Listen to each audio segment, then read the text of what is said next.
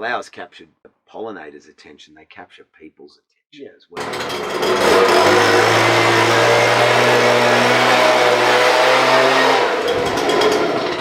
Sorry about blowing that in your face. I'm about to do Yak Chats, where I sit down and I talk to gardeners and people in the gardening industry about gardening things. And this week I'm talking to Costa, like the well-known bloody gardener from Gardening Australia, household name.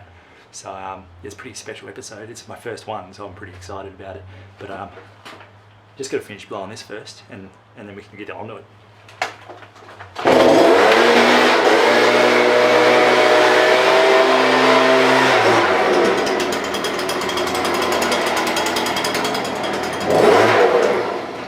Firstly, thanks for having an interview. It's my first one. Yay! First one, you beauty. Pretty excited about it. Well, I'm chuffed to chalk up number one for you, and I hope there's plenty more. Yeah. So our first question is, I was listening to your TED Talk the other day. Oh. And it goes back a bit, but I was just wondering, I've got a 2-year-old coming up. I'm just wondering how to get your kids into gardening. What's the best way? Yeah. You said in your TED Talk that your grandparents were a massive influence to getting you into it, and you're out and about with them, and that's what started it all. I was just thinking, is that the way to go, or is it? Yeah, I think, the reason I was into it with my grandparents wasn't because they were saying to me, you need to do gardening because it's therapeutic, or you need to do gardening because it's sustainable and regenerative, or you need to do gardening because the environment needs you to help support it and conserve and be a steward and all that. They just did it.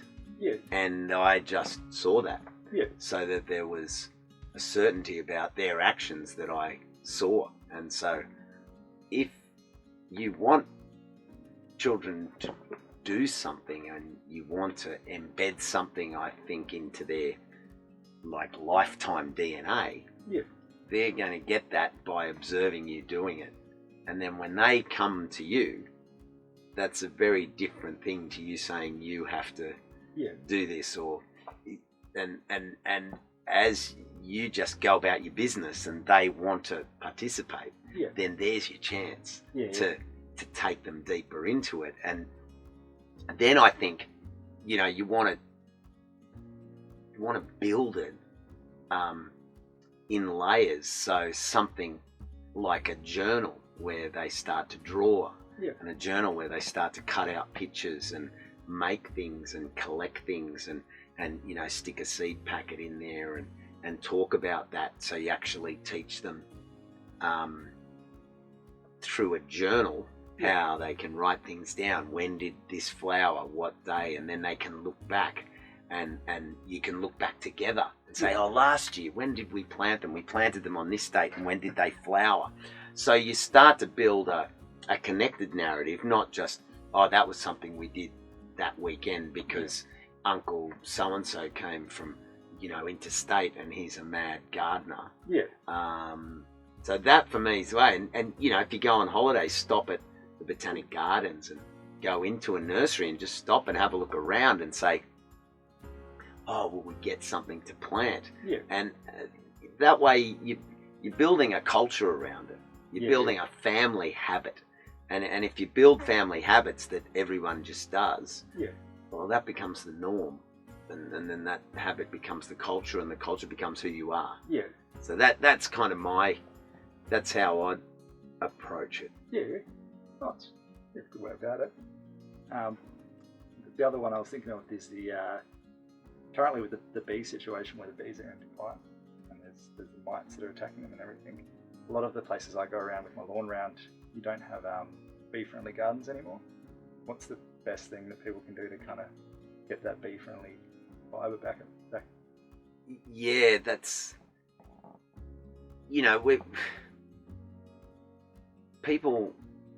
gardens have gone through trends, and people want a hedged garden, and they want a low maintenance, or they just want white flowers, or they just want multiple feature plants with just a backdrop of green, and you think, style and fashion are all well and good. Yeah. But if you want a garden that's truly interactive, there's an opportunity to go into the real sheer joys of nature, which are the capacity for flowering plants to express themselves, and then to understand all the different types of flowering plants, and then get into native plants that are going to bring those pollinators. Yeah. And once you start to do that, you realize that there's an entire 12 months of the year that need to be allocated to flowering. Yeah. Because I talk to students about it, and I say, imagine if you came home from school and there was no afternoon tea, and you held out, and then there was no dinner, and then kind of arced up a bit and said, well, what's to eat? And your parents said, oh, actually it's the 10th of April and there won't be anything to eat until about the end of July, August, because you've got no flowering plants in the garden. Yeah. I tie that back to the idea of the journal, and looking to plant a pollinator calendar that has flowers across the whole year. Yeah. And when you start to do that, then it makes you, this culture that you build, if you're building it for your family and for your children, you then have to have an eye out and say, well, what's flowering now? And when did it start? When did it finish? Okay, well, we need something to overlap that so that we've got something from June till September, something else from February to October. We've got something that only flowers in July. Yeah. We've got something like bush basil that flowers all year. And work out how you can just build this floral calendar for the year. Yeah. So it's kind of a gradual process where you're using that journal to see what's happening with it. And build it up, and by going to the botanic gardens and by going to your nursery, you can see what's in flower at the moment. Yeah. By going to your community gardens, see what they're doing. Look at the way their borders work. Like today we're at the North Frio Social Farm, and one of the sort of people involved, the volunteers with the garden, has turned the whole fence line along the footpath below the fence inside the property into like a flowering meadow. It's also herbal and medicinal plants and flowering plants, and while she's working on that, she's handing flowers to people who are walking past. People see the flowering plants, it captures attention. Flowers capture pollinators' attention, they capture people's attention as well. So I think the way you can begin by looking at what's flowering in terms of natives in your area, and then look at what else is flowering full stop, and start to build up that mix of plants, that real biodiversity. And once you do that, whoa, you're opening a can of worms. Because I've even noticed it with my garden, because I started with pretty much no flowers or anything there. It was just a clean slate with the garden, and slowly been putting natives in. And even now, with a year gone past, there's already birds coming in and bees starting to come in, and it just changes the whole dynamic of where you are. Yeah, that's it. And then you think, what was I thinking with just a bland, like I just get caught in this style that I just want it to be like this room. That's just some fashion statement. When the garden isn't about it can be. That's not to say that it can't have good design.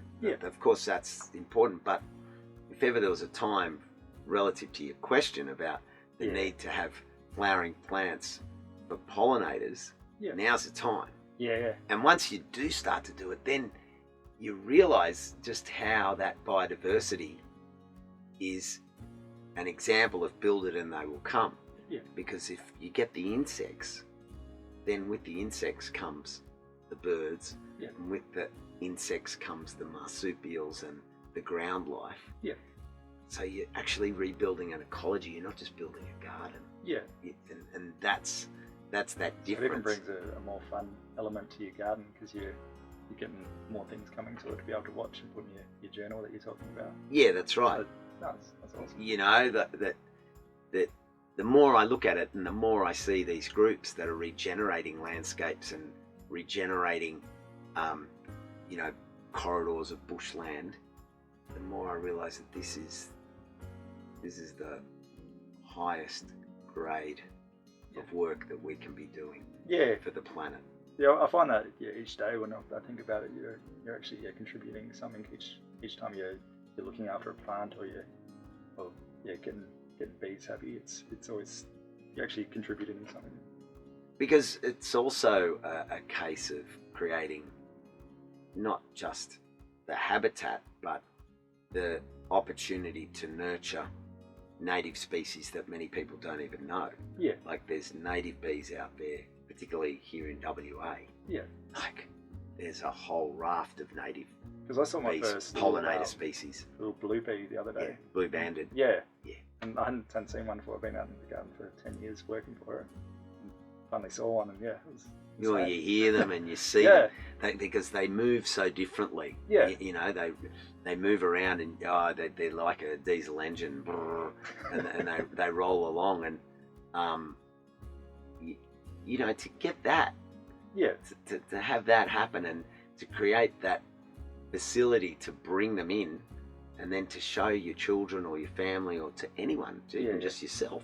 Yeah. Like I get a buzz every time I see them. Yeah. You know. Because that was this bloke. He said, come out the back because he's done all his gardens, so he gets them. But there was only one there, but yeah, it was crazy to see, and he was pretty excited about it when he got there.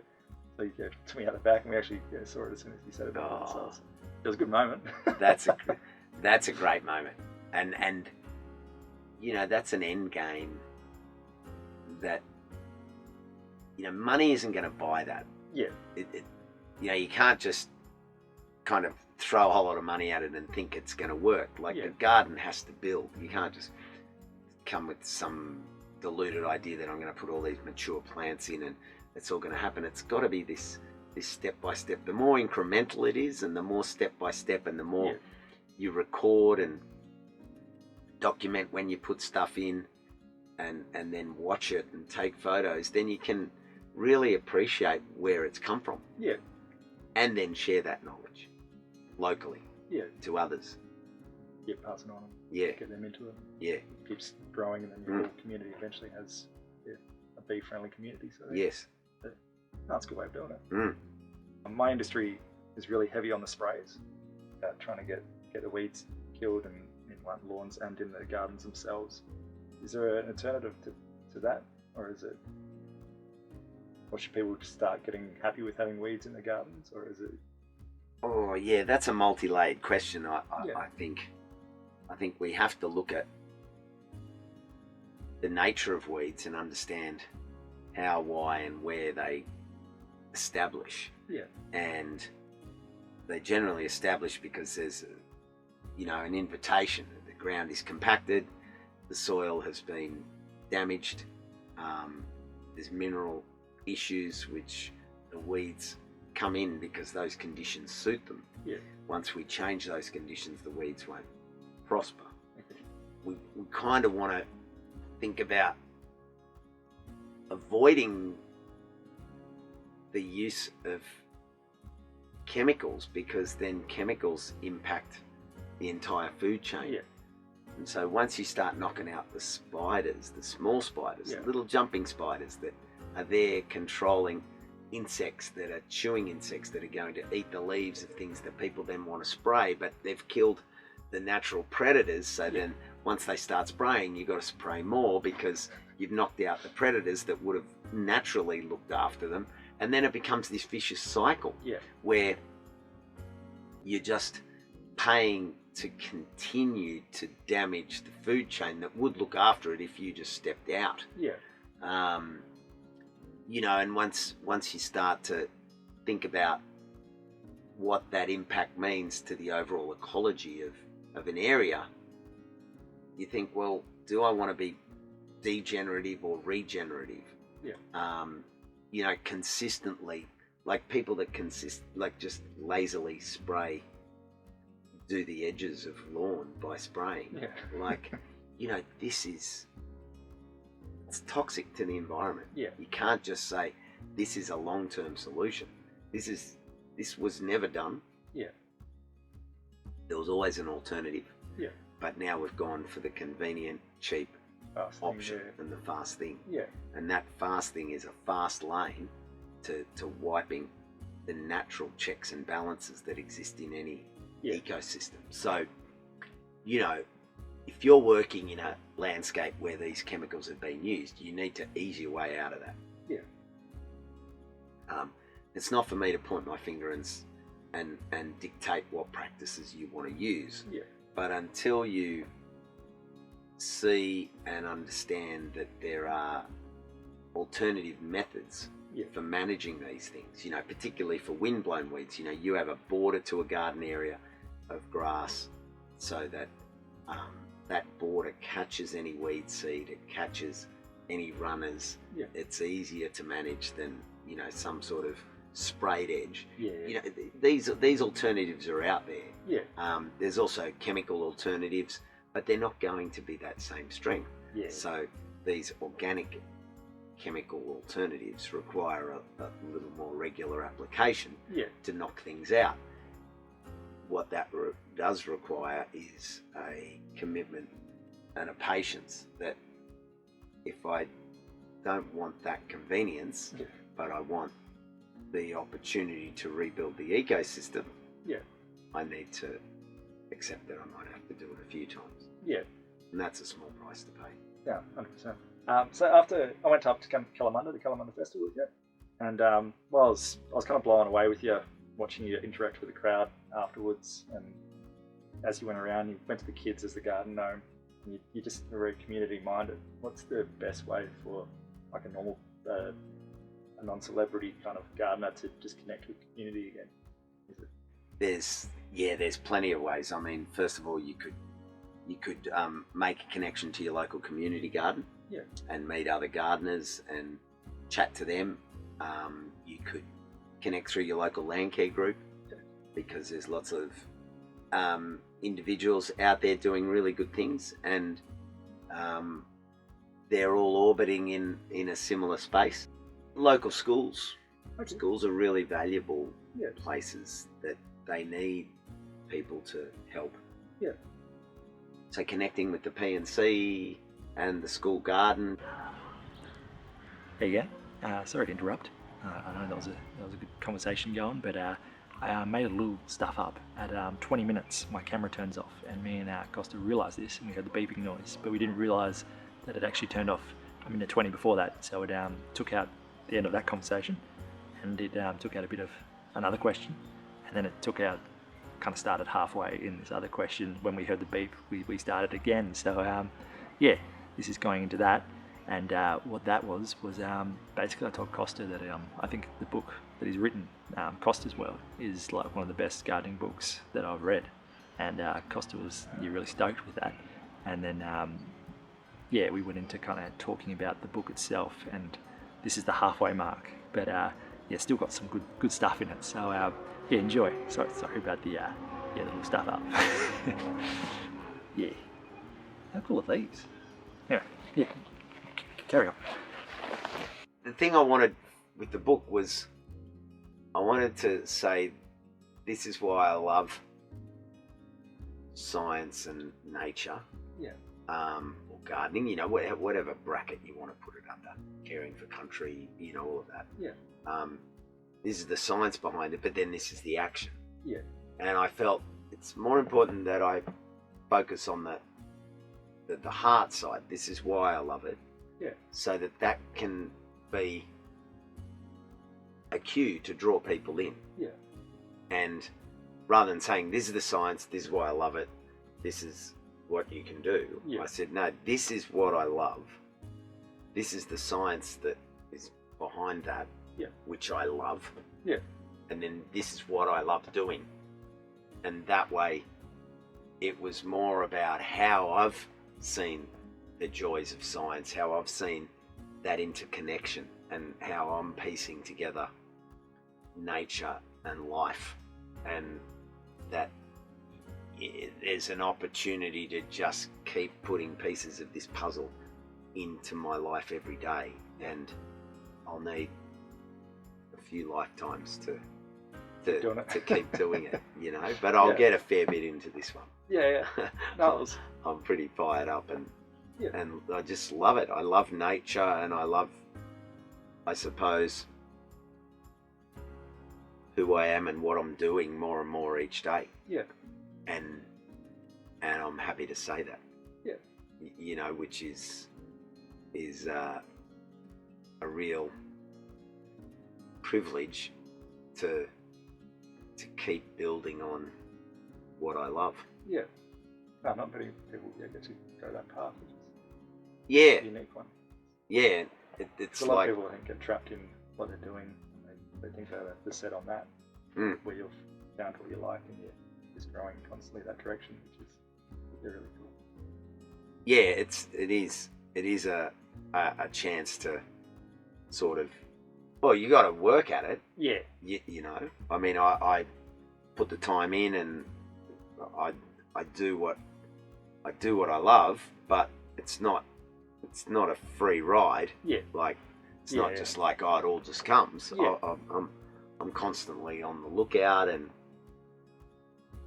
but the more you stay in that space, the more things come. Yeah. Not as a right, but as an opportunity to really shift that rights and privileges, and really have those obligations and those duties to seeking information, seeking how it fits in, and then having that duty to share it and take it further for others to kind of benefit from as well. Yeah. Ah, that was. I even know, I actually, because I bought your book and I read it, and then I actually even gave it to my brother, who's not a gardener at all. I said, you need to read this. It's a good way. It's a good philosophy of how you should live life. It's a very strange thing to have a gardening book like that. Yeah, that's awesome. Oh, thank you. Yeah. Well, it was an interesting process, because I haven't done a book before, but then, you know, of course, it was a collaboration in the sense that, you know, the editor Barbara McClanahan did a fantastic job sifting through everything that I wrote, because I was not backward in writing forward, let's say. And then, you know, Brenna Quinlan, who did the illustrations, you know, she created a feel in there, and she had an understanding of who I am and what I was trying to say. And then Lisa Reedy, who did the graphic design, she really got the feel that I wanted. And between Lisa and Brenna, you know, they made the visuals work so well, but those visuals came from the words that were well panel beaded by Barbara. So yeah, three amazing women that I've got, you know, a lot of thanks to a lot to be thankful for, because they helped to make the book happen, or to turn it into what it is, you know. So I'm pretty proud of them, and not pretty proud, very proud of what they worked together to create. Yeah. Oh, awesome. That was the garden festival. Nanjapap. Oh, Nannup. No, yeah. Nannup, sorry. Yeah, no, it's good. It's definitely one worth visiting. It's a great.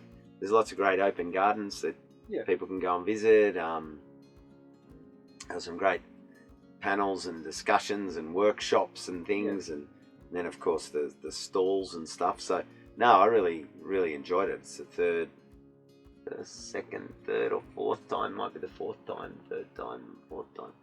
Yeah, but no, it's a great spot. It's a great part of the world, and really enjoyed it. Had one particularly strong panel on sustainability and what we can do, little things what we can do. Yeah. And between the speakers and the topic, it really came to life. So no, I was pretty chuffed. Awesome. Yeah. Oh, there you go. It's already done. Ah, well, if you enjoyed it, chuck me a subscribe. If not, that's all right as well.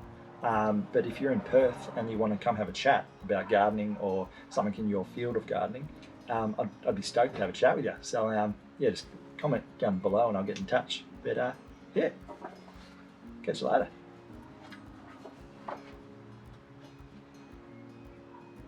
Thanks. You're still here. It's kind of finished.